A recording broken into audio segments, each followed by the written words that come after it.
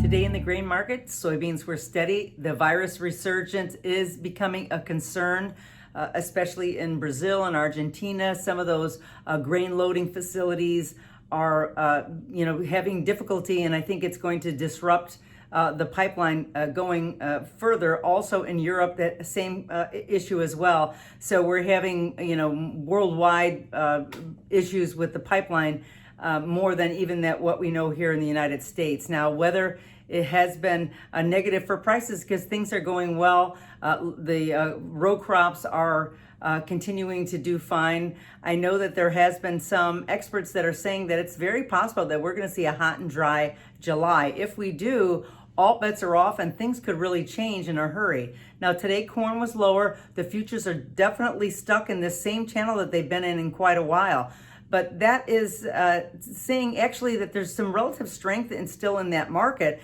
And with all the negative and bearish news out there for corn, and the funds are still short an enormous amount, even though there has been some big covering of maybe 22 to 30,000 contracts. There's still some big shorts out there. And until they cover more, it's going to be difficult to really move the market much higher quickly. That being said, there is some underlying support in that corn market. So we're going to watch that closely. I think that there's going to be something to be said about that down the road. But of course, with soybeans and corn, we're going to be watching for the July 30 acreage report because that's going to really give us juxtaposition before we see what's happening in July. And of course, today is the first trading day that we have that we're finally inside summer. So, there's going to be a lot of things about weather going forward. Now, we did have a mini rebound after, the market just is really pushing lower and lower. Now, it was kind of like technically been oversold, and that's really where it came from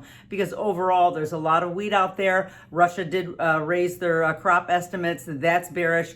The U.S. dollar was up and then it started to pull back a little bit, but we're still at 97. I mean, these kind of numbers make it difficult for us to be competitive on the wheat side. Option expiration is on Friday, so perhaps we're going to see a little bit of tail wagging the dog this week. But after that, it's all going to be about weather. It's going to be with wheat, it's going to be harvest, and corn and soybeans, it is going to be about if we get that hot and dry dome that's possibly going to be coming in July. So that's what we're going to watch for as we go through the rest of the week.